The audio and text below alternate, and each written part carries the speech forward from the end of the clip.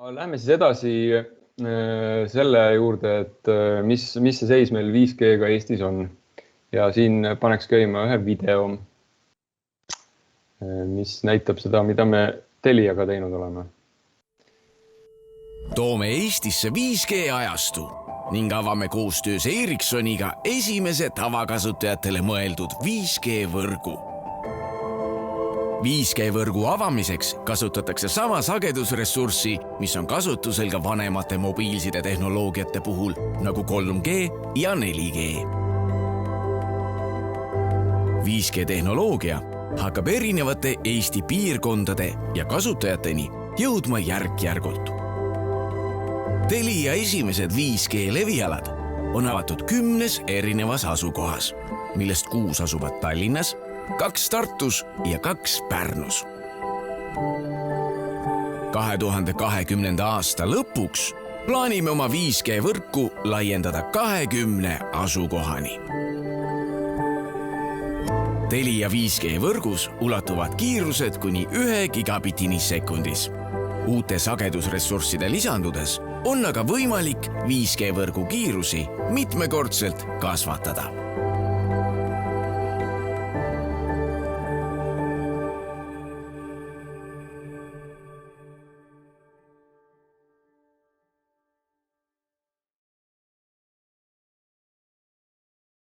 Me eelmisel aastal avasime oma 5G võrgu esimesena Eestis ja tegime siis seda veidi ebatraditsionaalselt. Ehk et me ei kasutanud neid sagedusalasid, mis meil 5G jaoks nii-öelda mõeldud on, kus peal 5G tulevikus tahetakse teha. Vaid kuna neid ei ole veel meil Eesti riik välja andnud, siis meie kasutame nutikamat varianti, kus me saime ära utiliseerida siis neid sagedusi, mis meil täna kas siis on vähem kasutuses või siis on mingite teiste mobiilside sageduste jaoks kasutuses, et näiteks 4G sagedused. Ja nende nutikate lahendustega siis ressurssi jagades me saime tegelikult 5G juba eelmisel aastal välja tuua.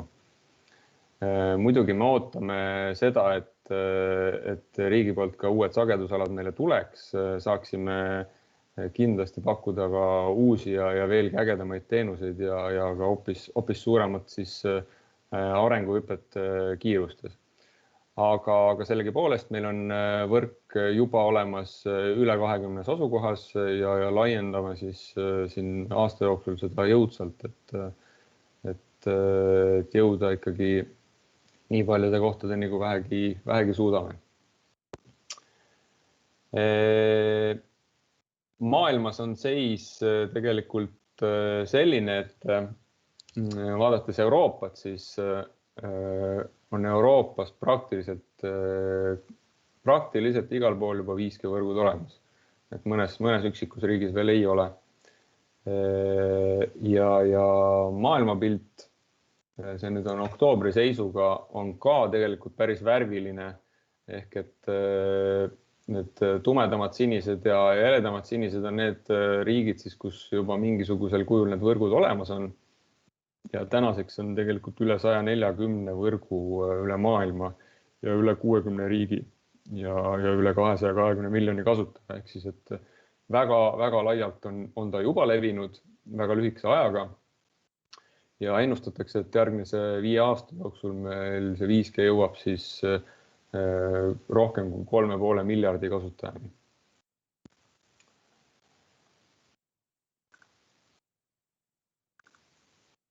Margus, ma küsin vahele, et kui meil tulevad mõned küsimused chatti, et kas sa vastaksid nendele näiteks kohe või pigem, kui sa hakkad oma esitlust lõpetama?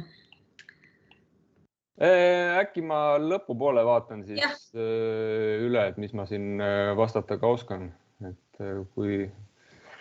Just, et kellel on küsimusi, kirjutage chatti. Ja siis sellel pildil me võime näha siis ka sellist nagu tuleviku projektsiooni, ehk siis, et kust see 5G kasutajate hulk siis tegelikult tuleb, et et vanemad generatsioonid hakkavad vaikselt hääbuma, ilmselt 3G on üks esimesi, mis meil lähitulevikus kinni läheb. Sinna järgi 2G ja siis 4G hääbumist veel ei nähta, ja 5G tuleb peale, et siis meil mingisugune aeg tulevikus on selline, kus meil siis ongi 4G ja 5G võrgud põhiliselt ja siis juba tegeletakse ka kindlasti 6G-ga. 5G kiirused, et see nüüd on üks vana pilt aastast 2019, aga see oli just see hetk, kui tegelikult üle maailma see 5G arendus lahti läks. Ja siit on selles mõttes on nagu huvitav näha, et tol hetkel olid võrgud tühjad ja esimesed kasutajad alles peale, esimesed tugijaamad ja siis need kiirused, millest räägiti, olid ikkagi üle gigabitti sekundis ja USA puhul isegi peaaegu 2 giga. Aga siis tänane seis on tegelikult selline, et kuna nüüd on kasutajaid juba väga palju, siis see tippkiirustes me räägime suurusjärk seal kuskil 500 kuni 800 megabitti sekundis ja keskmiste puhul me räägime seal 100 kuni 300-400 megabitti sekundis. Eks kuna see on jagatud ressurss, siis tänu sellele see ka kiirus väheneb, aga eks operaatorid annavad kindlasti endast parimat, et saada seda numbrit suuremaks, võrku laiendada ja mida rohkem ka uusi sageduskihte kasutusele võetakse, siis seda paremaks need kiirused lähevad. Ja top kiirustest rääkida, siis praeguse seisuga sellised maailma rekordid, need on iga seadmetarnija on oma moodi teinud neid rekordeid, aga ütleme, et siis võib-olla kõige usutavam reaalvõrgu rekord on siis Ericssoni poolt, kus on siis üle 5 gigabitti saavutatud kiiruseid, et kommertsvõrgus ja Samsung on siin laboris üle 8 gigabitti saavutanud. Ehk et kui me 5G puhul räägime siin 10 kuni 20 gigabitti, siis see on veel kauge tulevik, aga siiski me liigume sinna suunas. Ja kiire ülevaade ka seadmetest, et kui 2019 alguses, kui me hakkasime 5G-st rääkima, siis oli see seadmete seis oli ikka väga õnnetu. Meil olid seal mõned erinevad tootjad, kes midagi olid tootnud, siis tänaseks meil on seadmeid juba sadades ja päris nagu kommertskasutusse lastud 300 kuni 400 seadet isegi.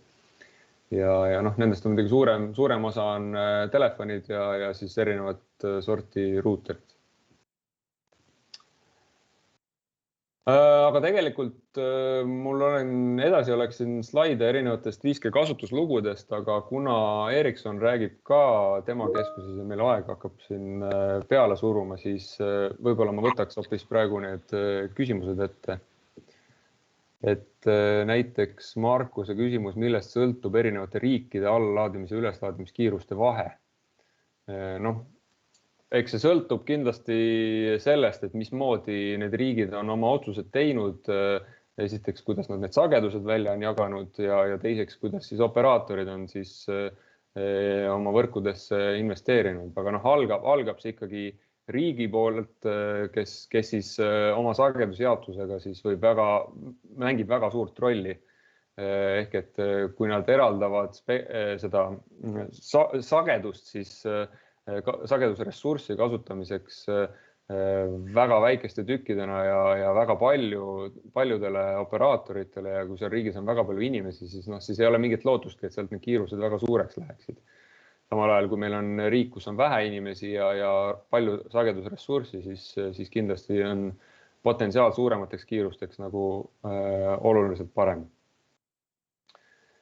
Nii, ja siis on Veiko küsimus, millal N1 sagedus 10 MHz laiuse pealt 15 MHz peale on planeeritud seadistada. Kahjuks ma jään sulle siin küll vastuse võlgu, et ma nii tehniliselt ei oska sulle vastata. Aga kas on veel küsimusi? Et kui ei ole, siis tegelikult ma arvan, et siin olekski õige hetk lülitada ümber siis presentatsioon Mahtaabile, kes siis TalTechi poolt võtab üle ja räägib teile siis mida TalTech teinud on ja mida me siis koostöös TalTechiga, Telia TalTech teinud on huvitavat 5G vallas. Aga suur tänu kuulamast. Ja Mahta Appa. Okay, Margus, thank you very much. This is Mahtab from TalTech. I will share my presentation. Just a second. Yes. So.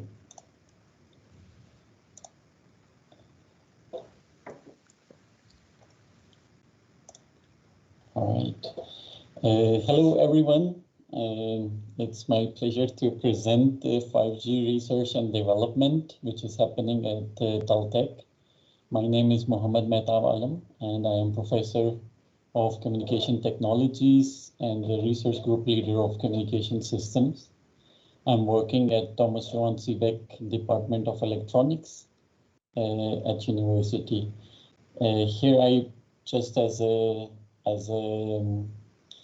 representation included several funding organizations on whose projects we are running in my research group related to European Commission and Estonian Research Council, and also projects funded by NATO Science for Peace and Security.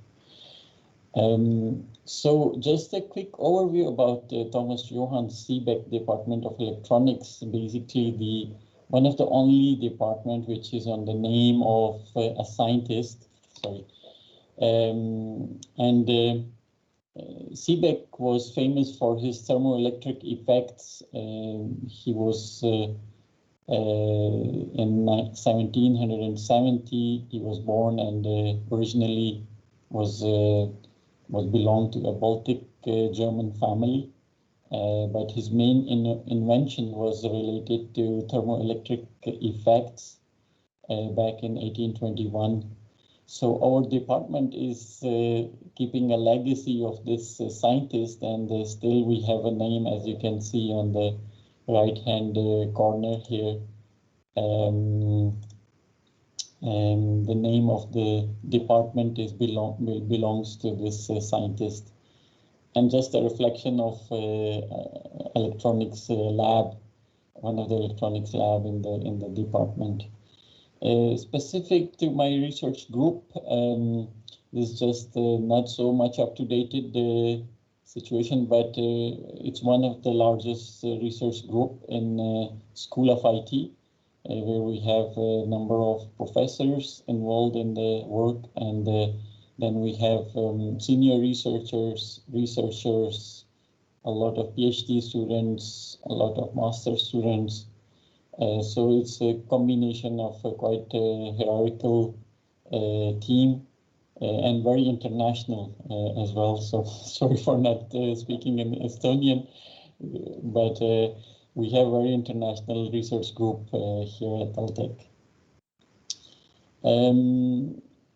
So today's talk is I will motivate following the footsteps of Margus about the 5G and beyond needs and requirements, and also will provide a bit more technical insight to the technology and services that can be enabled through 5G.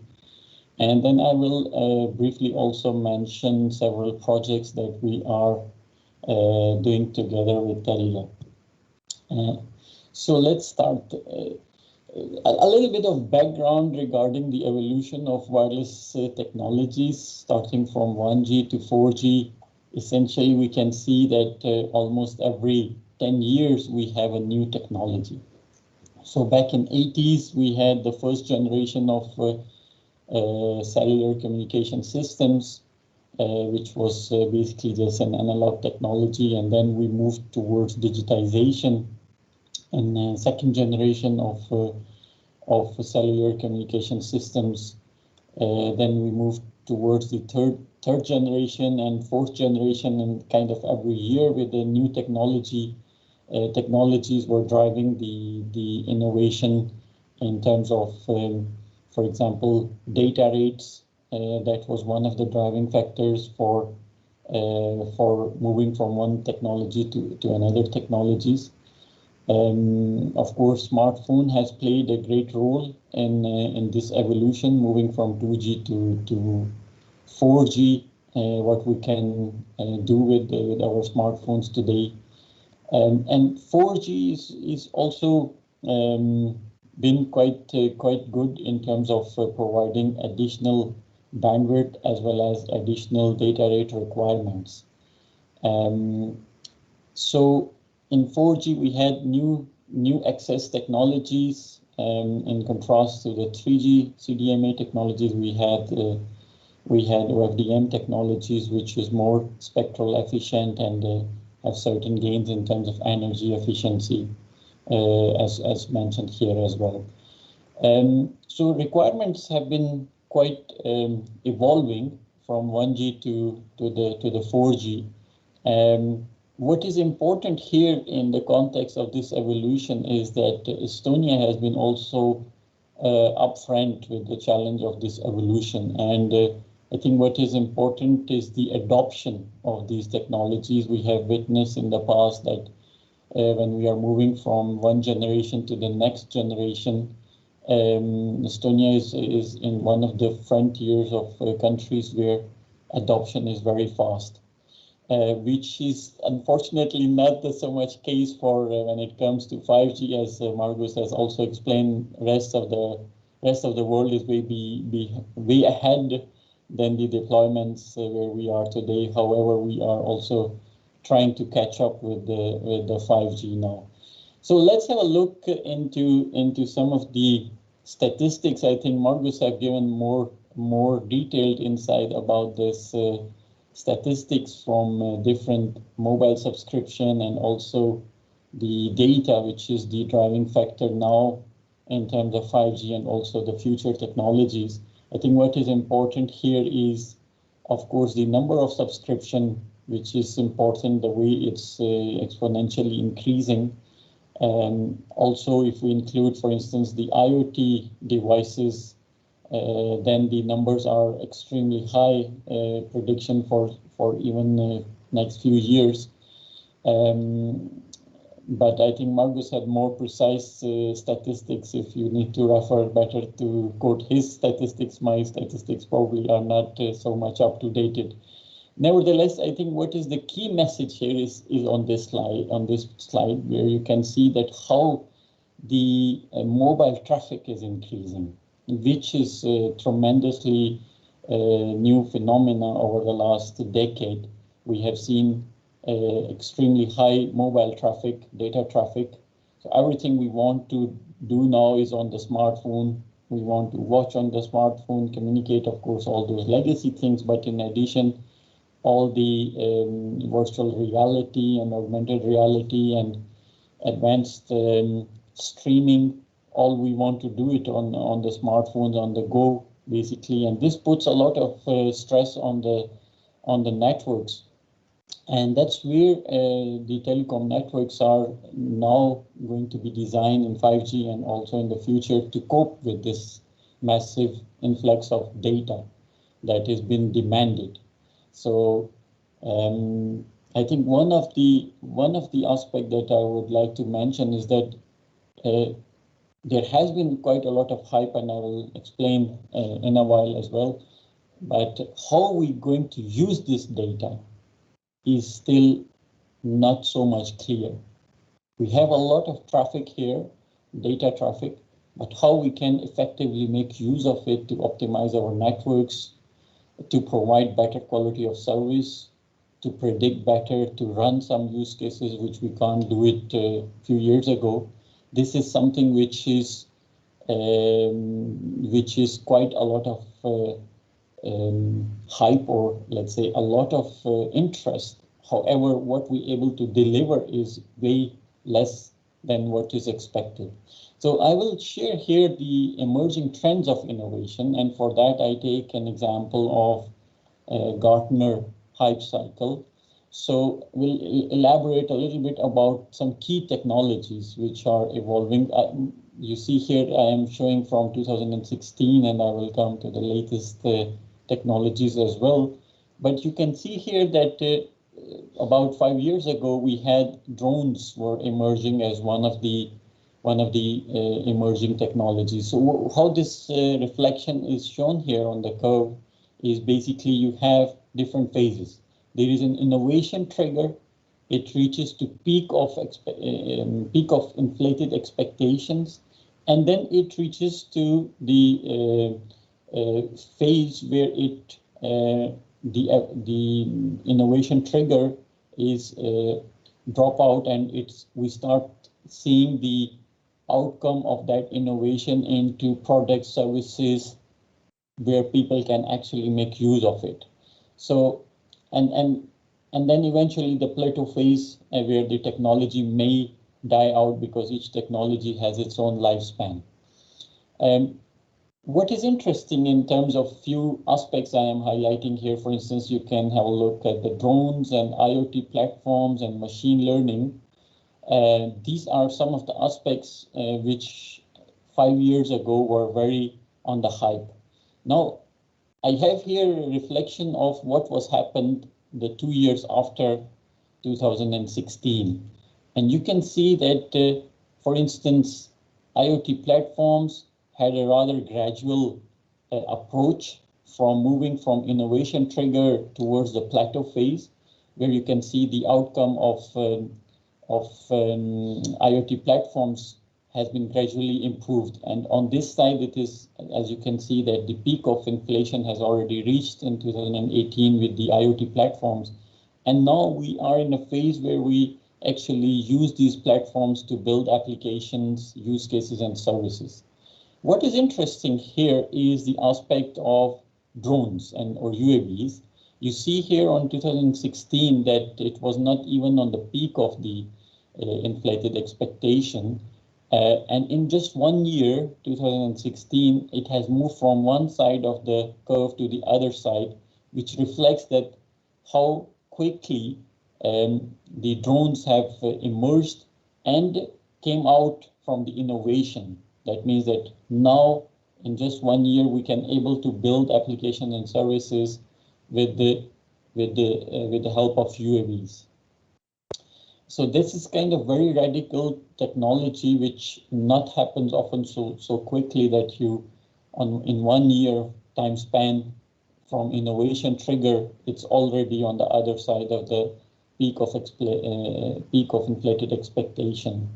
But if we look at on the other side, on the contrary, machine learning, which we are expecting quite a lot to deliver, you can see that on the 2016, machine learning is hitting the peak of inflated expectation. In 17, it is the same. In 18, new terms have arrived. Okay, deep learning and one of the other variants of machine learning. So what is important with regards to machine learning, that the expectation is keep hitting at the peak. We are expecting that machine learning will provide radical solutions and we will able to deliver some groundbreaking solutions. So expectation is constantly hitting very high, but what it able to deliver, it is coming very slow. That's one of the aspects I mentioned in the previous slide. When we have extremely huge change in an exponential growth of data, the question is really how to make use of this data in a clever way in order to deliver some products and services. So nevertheless, if we look at the 5G aspect in specific, so 5G was not on the list here in 2016, 5 years ago. It emerged in 2017, and it had a steady growth in already by 2018. And again, expectation from the 5G is massive, like $1.2 trillion market is expected, as quoted by CEO Ericsson a few years ago. Now I show you what has happened in the last 2 years precisely, especially with 5G. As you can see here that it has reached the peak of the inflated expectation. And then in the following year, basically the 5G deployment, as Margot elaborated, around the world has been already carried out, and it is not anywhere visible here. However, we have other variants of 5G, for instance, private 5G networks, which are again bringing in a new innovation, and we will see that how these private 5G networks will be delivered towards some specific solutions, for instance, for industry or some other private networks. So this is the status with regards to 5G and its evolution, what is happening. Let me take you through a little bit more technical insights about the 5G now. So 5G is a next generation network which will enable new services, new user experiences, and also it should provide cost-effective solutions, energy efficiency. So carbon neutrality is a very hot topic around the globe. And this means that our network should also be self-organized. Our network should also be energy efficient in order to meet the requirements of carbon neutrality. So in 5G, you can see here three main verticals. One is dealing with the enhanced mobile broadband, everything which is coming with the streaming applications on the smartphones to the networking and deploying ad hoc networks, for instance, to the stadium, where we have immediate requirements of specific needs. So such kind of broadband services could be offered with the higher bandwidth that is available in 5G. What is radically different in 5G application and services is this vertical, which we call mission critical services or ultra reliable and low latency services. These aspects have never been addressed in the past. In the past, we have always have a trade-off between reliability and latency. We were always building systems in such a way that if you need higher throughputs and if your demands are increased, your latency will also be increased. So classical wireless systems are developed that, okay, if I send 1,000 bits, 1 bit will be received with an error. So out of 1,000, 1 bit will have an error. Now, with regards to 5G ultra reliable low latency, these expectations and requirements are totally different for your LLC. This is the limit now, 1 gigabits per second. So 1 gigabits we are transmitting, and we have only 1 bit with the error. Such kind of reliability we are imposing from 5G. And then what kind of latency constraints? We are putting the latency constraints in the order of milliseconds. So for instance, when the self-driving vehicles are going to interact with each other and with the network, they need to get some kind of feedback from the network, and all this has to happen in a real time, in the order of milliseconds. At the same time, having an extremely high reliability, because if my data is lost, the vehicles are going to collide, and that's not, of course, required. So ultra reliable low latency have never been addressed. Reliability and latency have always been separated. But with 5G, we have this challenge to address these ultra reliable and low latency simultaneously together in order to meet the emerging applications where low latency and high reliability is required at the same time. The third vertical is related to massive IoT connectivity, which is related to sensors. So we are going to expect, for instance, with smart city and a lot of different applications of massive sensors deployment across different applications and solutions. And this means that we will have a lot of devices and needs to be connected to the network. Again, this kind of phenomena is relatively new to 5G network. Network can support massive devices, but then if we start increasing the demand, like each sensor want to interact very rapidly and also communicate data rapidly, then network can it react? Can our network respond 1 million devices, one base station, for example? So these are like very challenging questions that are imposed by 5G network. And we have these three verticals, which each of them comes with its own constraints and requirements. every three of those verticals have their own specific needs and requirements, and they are different. And network needs to cope with that. So that's the complexity of the 5G network, which is basically to be incorporated. And you see here, the bottom line is that we need to develop vertical applications for the future, which requires reimagining how we create and deliver data and services. I think that's a very key point, how we are going to exploit data and enable services from that data. Let me very briefly go through, because I'm already probably running out of my time, and I will skip the few technical details which are mentioned here. I think I also covered the aspect of this three different verticals. Here you can see basically different applications which are required from the 5G technology. We have throughput requirements, we have delay requirements, we have connectivity requirements. Each of them have their own access and different. They are different, but network needs to support these applications, which is one of the real challenge in 5G, to manage all this at the same time, different requirements. Because if one requirement is asking for low bandwidth and another is requiring extremely high bandwidth, how to manage these? How to manage these at the same time? And then, of course, 5G network and standard provide solutions as well. It's not just impose requirements, but also give some solutions how to cope with this diversity. One of those is mentioned here, that we can create our network as flexible as possible. It can build on functions, network functions, which can create some kind of flexibility by introducing more software into the network. Historical networks are not so much controlled, but with the software we can control those networks, we can reuse those networks in the real time and runtime and create more flexibility thanks to a technology called software-defined networking, for instance. So again, I'm not going to go into the further details here. Also reflection of IoT, different technologies, communication technologies that can be used and their trade-offs and gains and so on.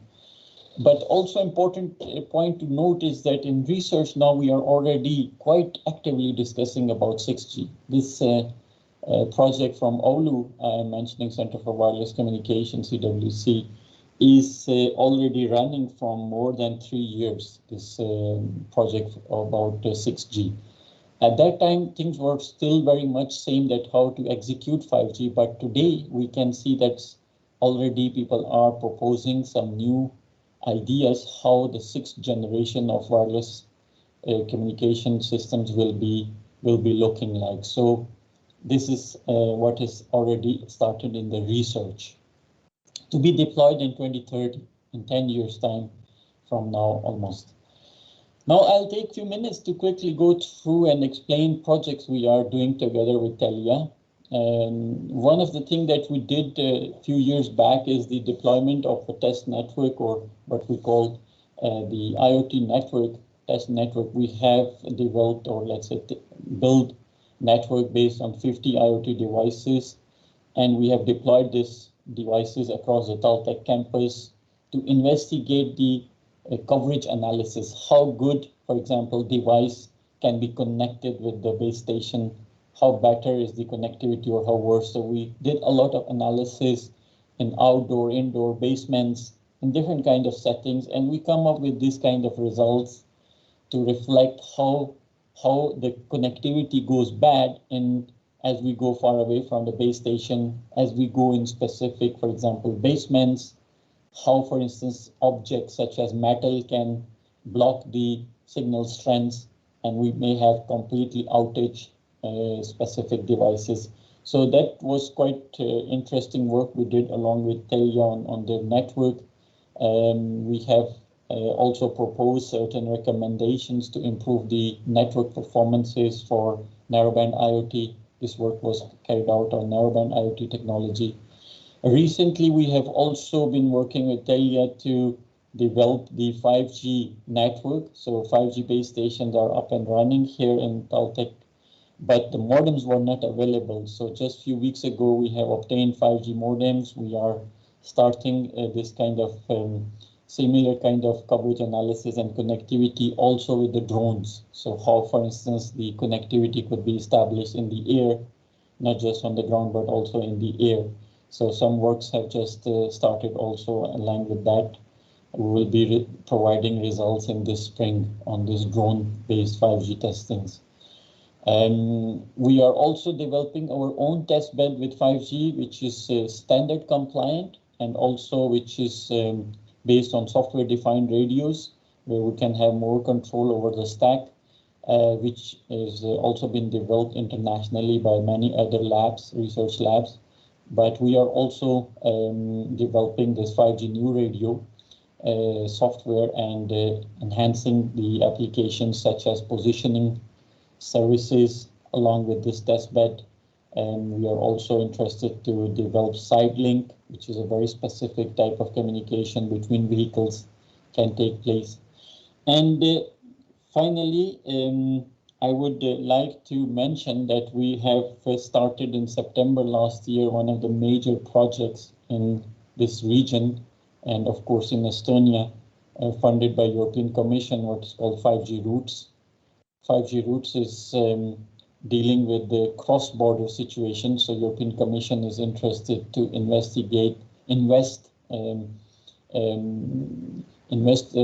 resources to have uninterrupted services when the vehicles, ferry, passengers are traveling across the borders. So here you can see in this project we have number of different use cases related to self-driving cars, related to railways and ferries, and also ensuring that we have uninterrupted 5G connectivity and service being available to sensors, being available to the smartphone, for example, on the Baltic Sea. If someone is playing games, then it should be continuous if you move from one network to another network and so on.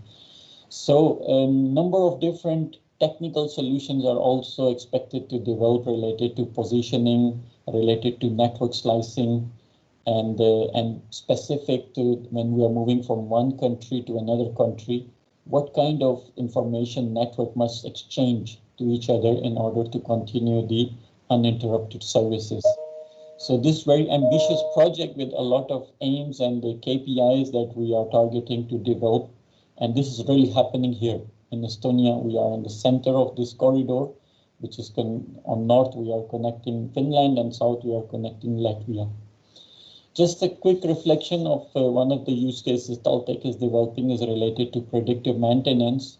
For instance, if self-driving cars are expected to have some malfunctioning while operation, so we must need to predict this early enough to stop the vehicle or give some alarms or indications. And for that, we are collecting information, sensors information from vehicle, transferring it onto the cloud, developing some predictive analytics algorithms and giving the feedback to the vehicle owner or to the service provider of the vehicle that when this specific vehicle will require service or maintenance. So this is one use case we are developing in the project. Other aspects are related to specific to the slicing. We are developing, some other partners are developing solutions for network slicing, how it can be harmonized between the multiple network operators, and number of different use cases which are related to logistics as well as for the self-driving cars, how they can be realized specific to the cross-border settings. And we are addressing these challenges. So with this, I would like to thank you and would like to take questions if there are questions from the audience. Sorry for exceeding the time, maybe I am already. So are there any questions?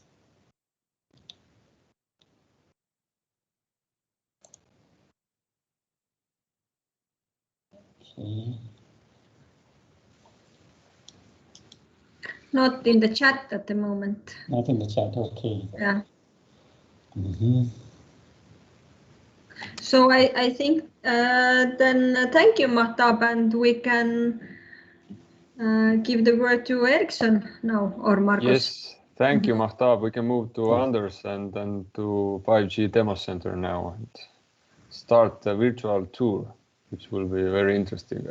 Okay, thank you. Okay, thank you. So, very welcome to Ericsson Studio. I hope you can hear me and see me. Let me know if you don't.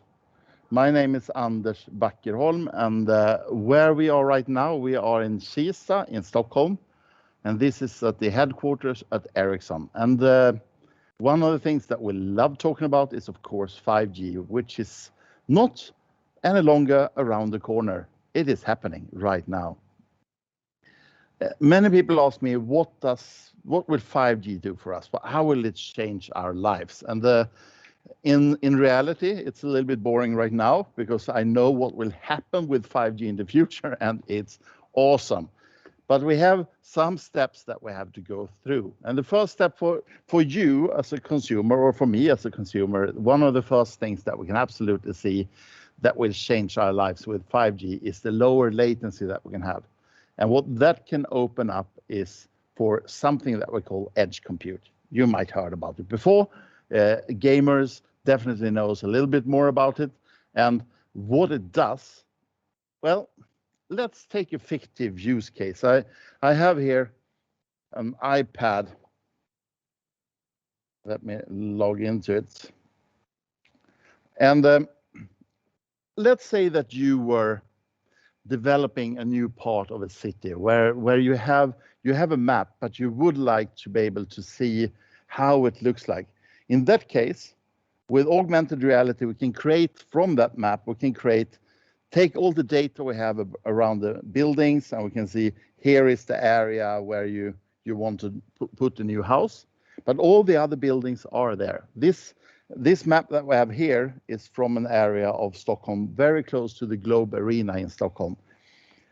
What we can do then, if we have this, then we can, in this application, we can go in and we can choose a couple of buildings. I will just pick this one. No, that's quite boring, but let's pick one. Let's say like this, when you let engineers do whatever they want, well, this is what happens. I think this is fantastic. It has solar panels, it's light. It's very much detailed as well. We can go inside the buildings and look at the furniture, and it's so many details. And when we do it like this, we can also see it, how it looks like in this environment in the city, and that makes it possible for us to immediately decide how it will look like. And see, okay, one floor higher is no problem, or one floor lower. So this would be a perfect use case if you were developing buildings in a city. What would be even cooler is if you can go to this place and look at it through this tablet instead. So you can go to this parking lot and then you switch on the building and poof, it appears in front of you. But that's not really possible yet. And the reason is very simple. Right now, this application we're running, this one is running in the processor in here. It has the screen here. And you can't feel it, but I can. It's getting warm. It's getting really warm right now because it's so much data it has to process.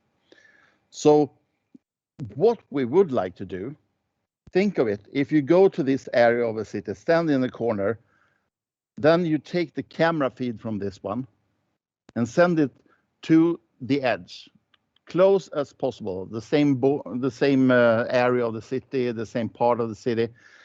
There we do the image work, and we can then add whatever we want with the buildings, the shadows, or whatever we want to have, and send it back to the screen. Then this becomes a pretty dumb device. It doesn't have to work that hard, so it can be cheaper, but it also can be faster. The battery lifetime will be much, much shorter or longer. Oh, that's a big thing. So this is what we mean with edge compute. That will change a lot for us, especially when we talk about augmented reality, virtual reality. Whenever we want to do something that is related to graphics, if we can offload it, it can make a big change in the way we do. In the long term, right now we have these bulky VR glasses, but if we think of it, if we don't have to have the processor here, perhaps in the long term, this could be a vision. We can have a little device that projects the image on my glasses here. I have a 5G connectivity, or in the beginning I might have a connectivity through my phone, and then we use Edge to do the work. And that will save, first of all, save money because it will be cheaper. Second of all, it will also make things much smaller. I'm looking forward to that. I'm guessing right now, but based on the development I can see from the gaming industry, from the developers of the stuff that we create, I don't think we're many years away from that. So that's one thing, edge compute. Let's take another example of edge compute, and this is a little bit more closer to what we're talking about. Here I have a 5G phone. This one is connected through a 5G network we have in this building. So we have an antenna here on the roof. And what we did, just to test edge compute, is that we put a gaming server just next to the antenna in this building. So it's not going far away. And that gaming server is then something that we can connect to from this device. And let me put it there and switch on. So right now I'm having one of these hand controls, and I can then easily drive from here. I don't know if you hear, but it's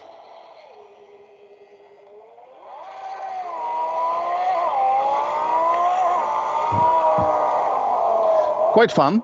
But of course, it would be even more fun if I could take this one and connect it to the screen. And let's see if it pops up here on the screen. Yeah, there we go. Because since we have everything online, in the cloud, on the edge, we can actually drive it from here, and we can have really, really nice resolution. Unfortunately, through Teams, you can't see it, but this is fantastic. And I'm a bad driver as well. But let's leave it like that. So this is also one opportunity for gamers to be able to, if you are in an area where you're playing game and you realize that you have too much latency, you can go for buying that service. You have edge compute, you can reach much lower latency, and well, it's a matter of life and death in many games. But also, if we consider it, think of it, perhaps you have more or less a PlayStation in your pocket. So perhaps we can have devices like this and you just connect your phone. You don't need to think of what devices you have. That will also open up with 5G. I will come back to this use case a little bit later, but I will also show you one case where connectivity makes a big difference. And well, we all see in these. If you go to Stockholm, I don't know how it is in Estonia, but I guess you have the same problem as us. They are everywhere. In Stockholm, we have thousands of these. One big challenge is for people that are driving these. They don't have helmets, they don't have protective gear, and they fall everywhere. And it's a lot of damage, and a lot of them happen to go into hospital care. So one of the first things that they have there, they have limitations in geofencing. So in some areas, this can go only very slow, so you don't drive over people. You can have indications that where it is. But if we also add connectivity, we can have, for example, when it falls fast, we can have the possibility to make voice calls from this one. So someone in for example, Voi here in Stockholm, then they can immediately call and say, we got an indication that this bicycle just fall, or that scooter has just fallen. Are you all right? Do you need support? Do you need help? So that's an add-on service as well on top of this. So this is also where connectivity comes in right now. But where 5G will make a huge difference is when we're looking at industries. I talked over there on the driving seat. Think of that as not as a gaming car. It could actually be a car that is remote controlled in areas where you don't want to be. Think of a mine, for example. In mines, the problems with mines is that they are dirty and it's problem with air. And if you have a blast, you can't go in there for days. But if you have autonomous driving vehicles, they can just drive straight in. If you have vehicles that you can remotely control, you can sit there and you can drive it as you do in reality. So that's also one use case where we can see 5G and the low latency with 5G can make a big difference. But in the lifetime of any product, it can be a scooter or a car or a washing machine, there are always things that where we can see touch points of communication. And I want to show that in a life cycle approach. So follow me over here and I can show you how actually from the cradle to the grave, how we can actually see how connectivity can change for a device. The first device I can talk about, the first place is where you build a device. In this case, we have chosen the life of a car, but it could be anything. In the factory, there are thousands of robots. And trust me when I say this, in the normal factories where car industries have, there is not that much flexibility. They have a robot on one spot, it is a cable going to that robot, and then, for example, in the Audi factory that I've looked at, they have all the robots in the center, and then they have like a star configuration where all the material comes in. And that comes on AGVs, autonomous guided vehicles going in.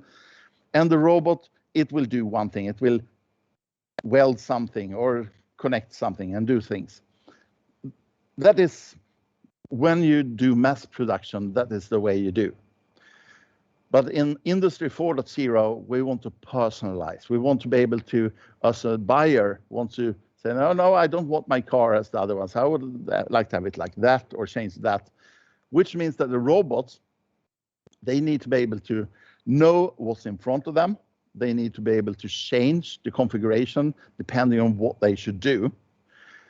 And also the robots need to, it might not be only one robot working on one device. It might be 5 working at the same time. So then they need to work together as well. So if we're in the normal factory right now, have thousands of robots, we have thousands of brains for the robots, and we have thousands of cables for the robots.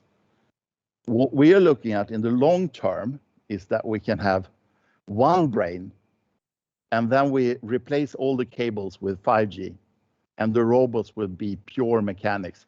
Then we can start doing these things, and then we can become much more flexible as well. We can move the robots where we see they are needed.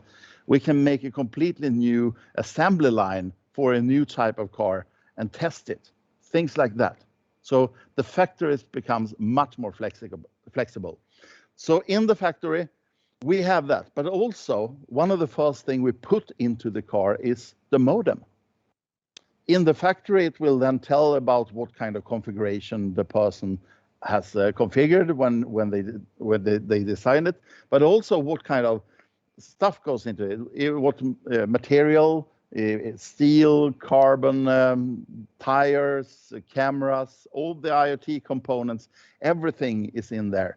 So no problem, it's already in the configuration of the car. Once we leave the factory, the fun part when we transition, the car goes into the next part. And think of it, I don't know if you have done it, I've done it a couple of times. I bought things online from other areas of the world. The logistic chain has a lot of work to do. My package appears to be in the country, then 10 days later I know that it is in another country. I don't know where it is in between. With the logistic chain, if my car is connected, why can't it just say that right now I'm in this container and this container is on that vessel and that vessel is there? All these things are in some way connected, but they are not connected to each other. So that's another area that we can see systems needs to work together. In the ports as such, if we go into this port, for example, that's also an area where 5G will make a big difference because it's also a dangerous area. We have cranes, we have a lot of containers, we have autonomous driving vehicles, and you don't want people to go here because it's dangerous. But the problem is, if you have autonomous driving vehicles and suddenly something happens, let's say for a simple use case, there are birds on the road. Autonomous driving vehicles are programmed to take no risks. That means that if there is something in front of them, they will stop. They will not move a single bit. So someone has to then, in that case, remotely connect to that vehicle and check the situation and say, oh, there are birds there. Okay, we drive a little bit slower towards them, and then they will fly away. But that's what we humans can do. The robots, the machines, they're programmed to say no risks. If something is dangerous, we don't do it. So think of this as a typical concept for, I would say, a flight management approach. You have a tower where you can check all the devices and okay, that one is standing still right now. Then we connect to that one, what's going on over there. These things we can do. Okay, so logistics, as I said, a lot of things that we can do to handle, to reduce the paperwork, to make things more automated, to know where things are. But also in the ports, there are enormous amount of devices that would like to be remotely controlled. So the car has left the factory. It's on its way home to my country. So let's go over there and see what happens there. So once the car comes into my country, what will we do? We need to activate it. The first thing it needs to know is, so the modem is now, it has been in a logistic mode. Now we have to set it into mode where we know that it's in Sweden or in Estonia. And to do that, the first thing we do is just to configure it with the country. Once we have that, then it starts saying, okay, which operator should I connect to? It could be Telia, and then once we go there, I come into the store and I get my car.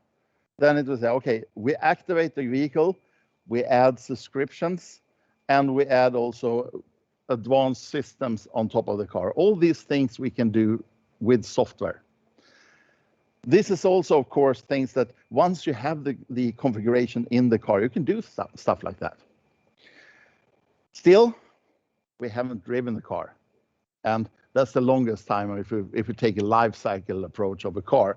So the longest time of a car is actually when it's on the road, and it can be 15 years, 20 years, and we realized already that the roads that the car is built for, it has to adapt to the new roads.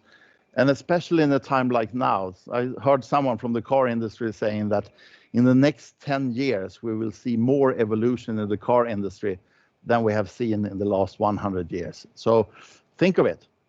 And what kind of evolution will we see there? Well, we're already seeing it with electric cars, the autonomous driving cars. There are several different layers of how a car can be an autonomous driving car. Everything from my car that I have at home that has, well, it warns me if I'm going over lanes. It can actually have an adaptive cruise control, all the way to where we can just do not need to touch the steering wheel. The car will take me where I go. Or even the extreme case where I don't even have a steering wheel. So these are the levels of autonomous driving vehicles. Some of them might appear faster. I think, for example, airport shuttles might go faster without steering wheels in areas where we know exactly how things goes.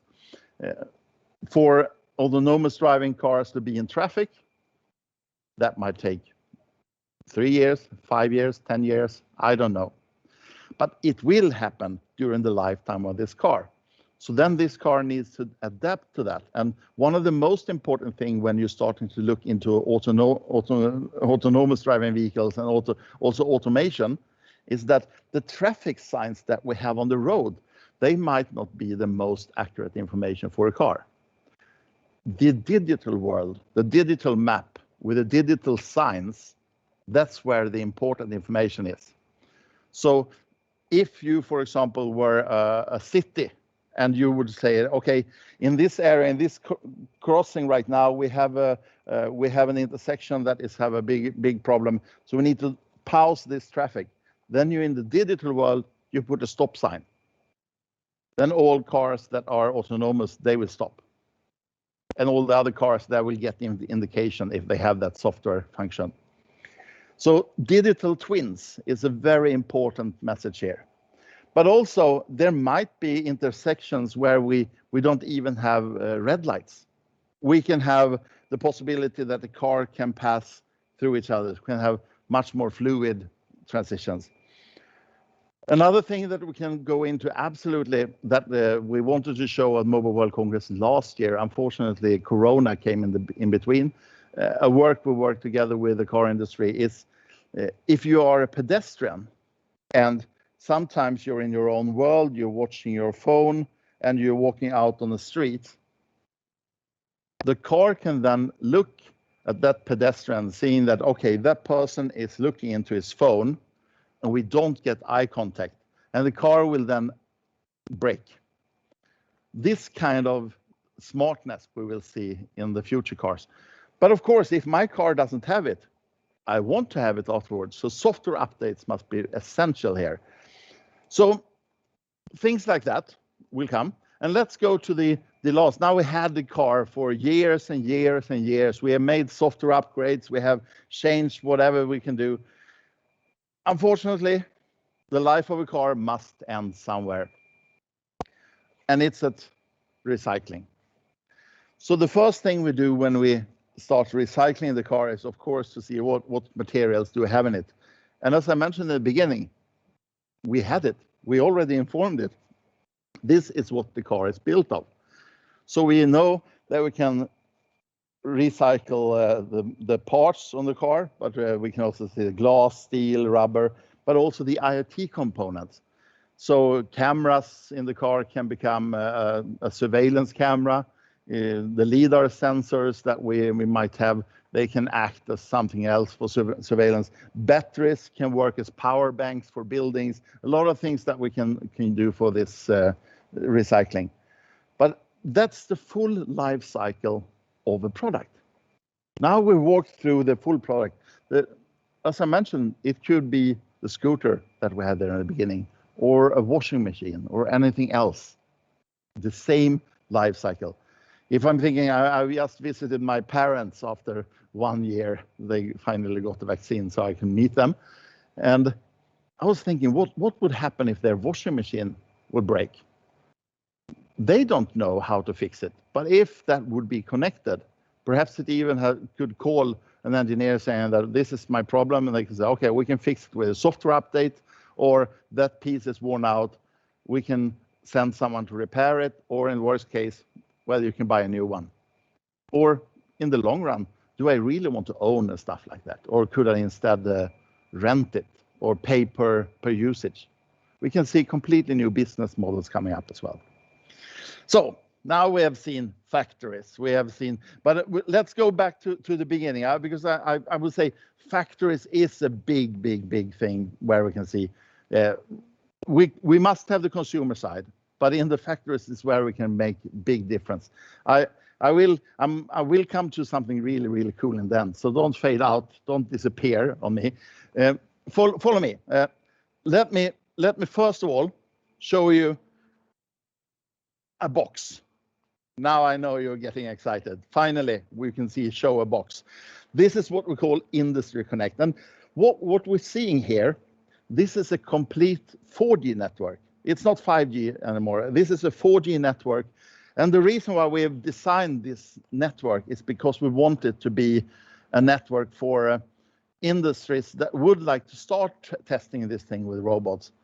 Right now, there are plenty of modems and plenty of connectors for robots on 4G. So that we said, let's start on 4G, add on 5G later. So this is a device. And just one example of one thing that we use in our factory. This is a connected screwdriver. And many people say, why do you need to connect that one?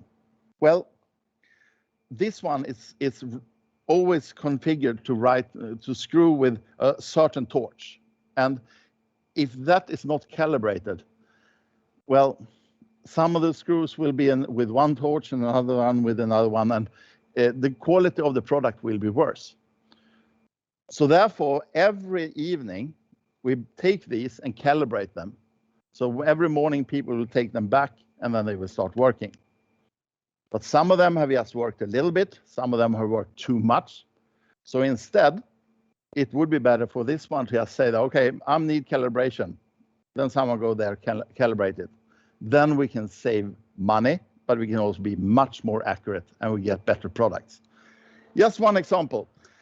In the factory, if they have this, they have their own network. They have, with this one, it comes a couple of antennas. These things are supposed to be in the roof, looking like fire warners that you have. 8 of these would cover a factor of 5,000-6,000 square meters without any problems. This one, we call them dots, just because they look like small dots. This is the smallest device that we can see. If you go into shopping malls or into buildings where you say, oh, we have really good connectivity here, it might be that you have a dot in that one. They are small, you don't even notice them. But if we just to give a feeling, how will the equipment look like? I don't have so much here right now, but I will show you. Follow me here. I can show you the extreme cases. What we have here, these are 2G and 3G antennas, or 4G, but also 5G on top of it. So you don't put this on a house, but you put it on a mast far up, and this will cover huge areas, cities, villages. They are good enough to handle that. These are beasts in size, but they are also very capable to cover a lot of area. But in cities, it might be that we can use something like this instead. Here we have a complete network, a little bit of an antenna, amplifier, everything in one place. We call it street macro, and this is also one product. This is designed to be on house walls, so you don't notice it. It will be painted in the same color of the house, and you will not notice it at all. It can be on a lamp post, no one would see it. So a few feelings of how the devices will look like. So to end up, I've talked about the factory a lot, and I would like to show one more thing when it comes to factory. To do that, we are going to take a little bit of a walk. And I'm going to talk about the reason why factories want to go this way.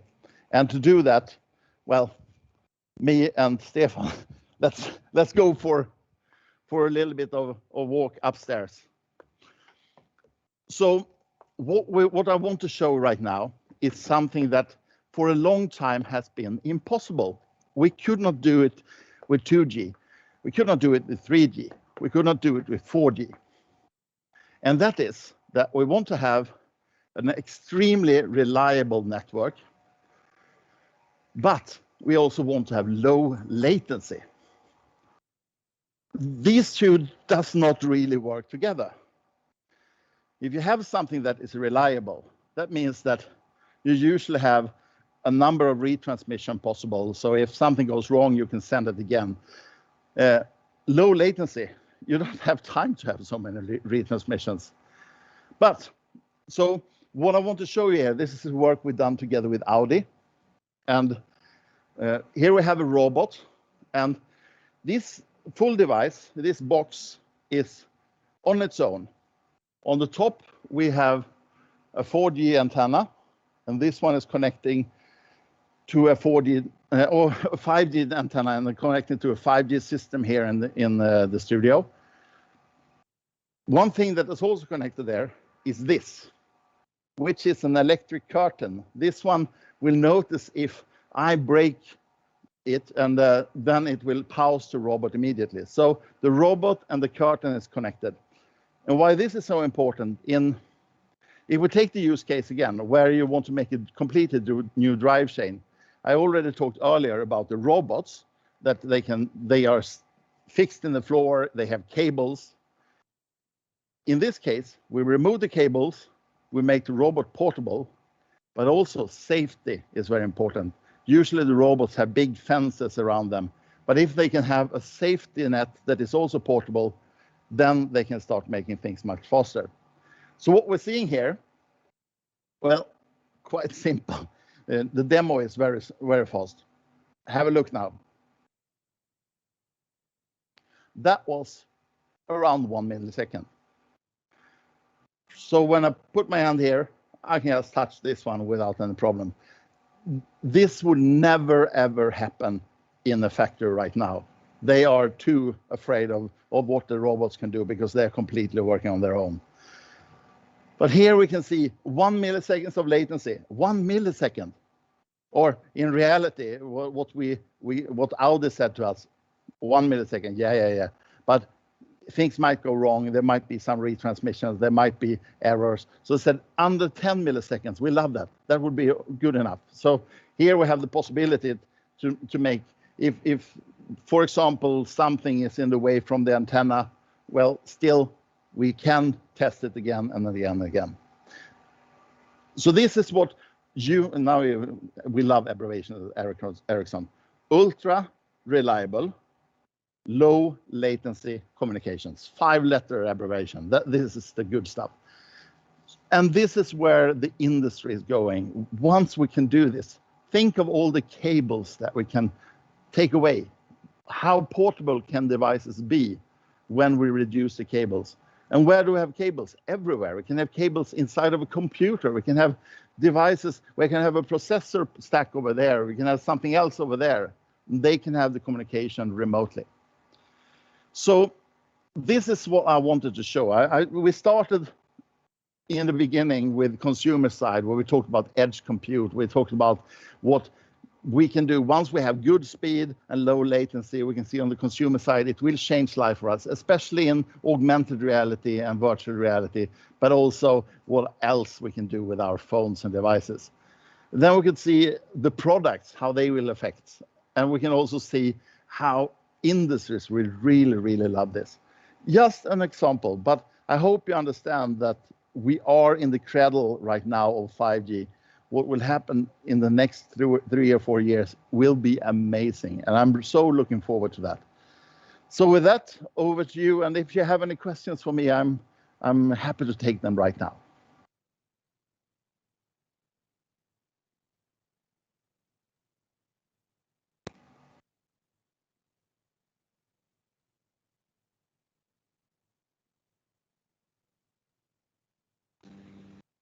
Thank you so much, Anders. It seems that there are no questions at the moment, but it was very interesting and big thank you. It was very easy. It was very easy to follow you. Thank you, and I hope next time instead of you meet us with cameras, you can come here instead. But let's hope that this pandemic goes over fast now. I hope. Yeah, and there are compliments in the chat that the good camera work. Stefan is smiling, so that's good. Yes. So thank you so much and have a good day. Thank you. Bye bye. Okay. Ja kes on seminarile veel kuulama jäänud, et siis me mõne sõnaga räägiks ka praktika võimalustest Telias. Ja siin on ka see, et kellel on vähegi küsimusi, et siis küsige. Mina ja personalist veel Merili, et me tahaksime tutvustada teile natuke ka seda pehmemat poolt, et kuidas siis on Telias töötada, millised inimesed siin töötavad, kuidas siia praktikale saab ja mida siin teha saab. Et siin on, ma jagasin ekraanile mõned märksõnad, mis siis Telias töötamist iseloomustavad.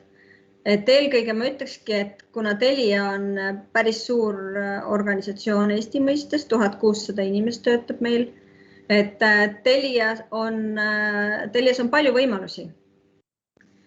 Ja meil on palju inimesi, kes on töötanud siin juba üle 5 aasta, 10, 15 ja nad ei ole selle aja jooksul teinud sugugi mitte ühte tööd, et neid karjäärivõimalusi ja edasiliikumisvõimalusi ettevõtte sees on omajagu inimestele, kes siis on sellest huvitatud.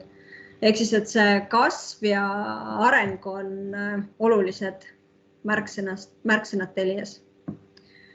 Juht kui võimaldaja on üks oluline märksõna samuti, et inimesed küll seavad endale ise eesmärke ja juht on selline toetaja rohkem, mitte keelaja ja käskija. Me armastame asju ära teha ja meil on alati suured eesmärgid.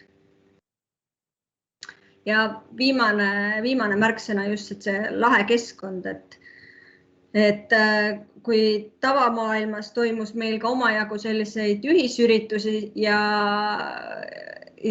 omajagu rõõmsalt koos olemisi, siis praegu töötame ka meie, nagu paljud teised ettevõtted, kodukontoris ja peame rohkem hakkama saama virtuaalsete ürituste ja virtuaalsete koolitustega, aga loodame, et see ka jälle ühel hetkel muutub. Oleme siia illustreerimiseks pannud erinevaid ametinimetusi, keda meil Telias kui palju tööl on. Ehk siis, et neid töid ja tegemisi, mida siin teha saab, on omajagu. Ja Telia, mis siis iseloomustab Telia töötajat? Et üks meie märksõna on kindlasti kliendikesksus. Et kui me ka midagi arendame, muudame, välja töötame, et siis me alati mõtleme esmalt kliendile. Ja meie jaoks on hästi oluline koostöö. Ja oma töös siis lähtume väärtustest, mis on siin kõige all välja toodud, et dare, care ja simplify. Ehk siis, et julged proovida uusi asju. Me teeme seda hoolivalt nii üksteise kui oma klientide suhtes ja me proovime alati mõelda, et kuidas seda teha seda lihtsamalt. Eilsel messipäeval ka küsiti, et millised ootused meil praktikantidele on, siis need 4 olulisemat märksõna me olemegi siia slaidile pannud. Et peamine ongi, et huvi meie äri, meie tegevuste vastu. Ja soov õppida ja areneda ja samamoodi nagu me Telia töötajatelt ootame iseseisvust ja vastutuse võtmist oma tulemuste eest, siis tegelikult sama ootus on meil ka praktikandile. Et praktikant, kui ta meie juurde tuleb, et ta juba ise teaks, mis teda huvitab, millest seda tahab panustada. Et loomulikult meie poolt on alati olemas juhendaja ja toetus ja võimalus siin õppida, aga just see enda avatus ja enda arengusoov on ka hästi olulised märksõnad. Ja Telia kodulehelt, karjäärilehelt leiab siis meie praegu üleval olevad praktikapakkumised. Need on ajas muutuvad, et hetkel on neid siin üleval 6, kui siin ei ole praegu midagi sellist, mis huvi pakuks, siis kindlasti tasub mõne aja pärast tagasi tulla, et on juhte, kes alles kaaluvad praktikandi võtmist ja kelle kuulutused võib-olla ilmuvad siia hiljem kevadel ja ka suvel. Et taustaks ma ütleks siia juurde veel, et me võtame Telias aastas kuskil kuni 100 praktikanti. Eelmine aasta pandeemia olukorras see number jäi küll 5% võrra väiksemaks, ehk siis kuskil 80. Ja läbi aastate on statistika olnud selline, et kuskil iga 5. praktikant jääb siis meie juurde ka tööle. Nii et kellel on endal huvi ja kui tiimis peaks koht vabanema, et siis me väga hea meelega värbame enda juurde ka tublisid praktikante hiljem tööle.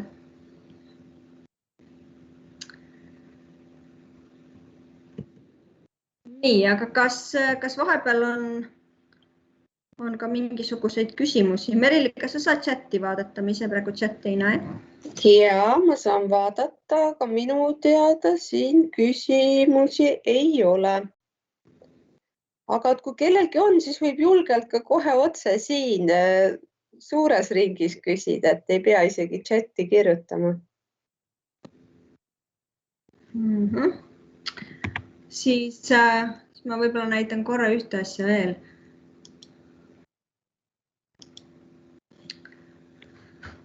Et mida me Telias praktikantidele päris kõik soodustused ei laiene, aga hiljem töötajatele on neid soodustusi natukene rohkem. Et siia juurde käivad nii lisapuhkused, ehk siis pikem puhkus kui see, mida riik seadusega nõuab.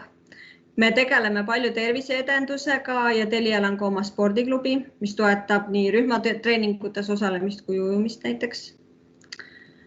Meie töötajad töötavad alati parimate töövahenditega ja on ka e-poes oma töötajate soodustused. Ja ütleme nii, et tänapäeva maailmas võib-olla see pole midagi enam nii uut ja erilist, aga just see paindlik tööaeg ja kaugtöö võimalus, et see oli meil ka enne pandeemiat ja loomulikult on ka tänasel päeval just see töö ja eraelu ühildamise võimalus. Pöörame siis palju tähelepanu sellele, et kõikidel töötajatel oleks erinevaid õppimis- ja arenguvõimalusi. Tänasel päeval see küll enamasti tähendab kas e-õppeid või virtuaalseid webinare. Ja samamoodi ühisüritusi praegu siis korraldame rohkem virtuaalselt.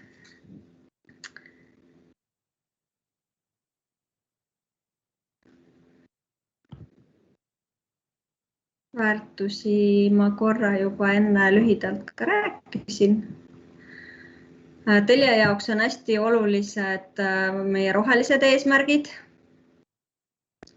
milles me kogu oma tegevuses siis lähtume, et aastaks 2030 saada oma jalajälg võimalikult väikeseks.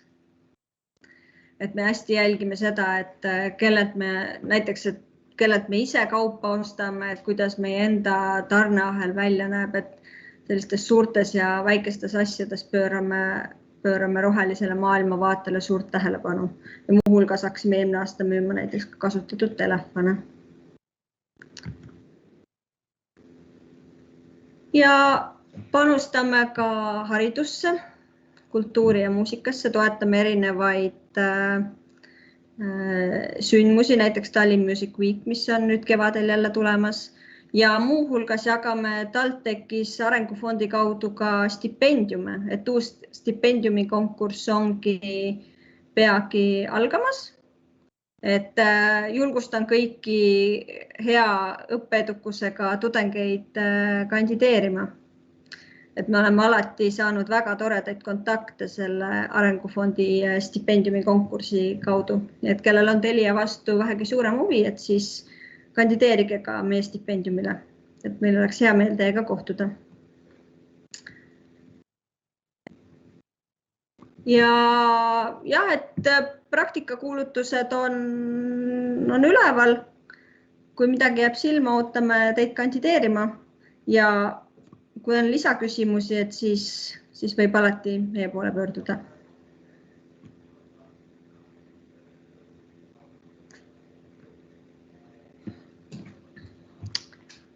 Kas sa, Merili, tahad veel midagi lisada või tõmbame otsad kokku? Ma arvan, et võime otsad kokku tõmmata, kui kuulajaskonnal küsimusi ei ole. Et iga kell saate ühendust võtta, et kas meili teel, LinkedInist, et kui tekib hiljem küsimusi, et oleme alati avatud arutama.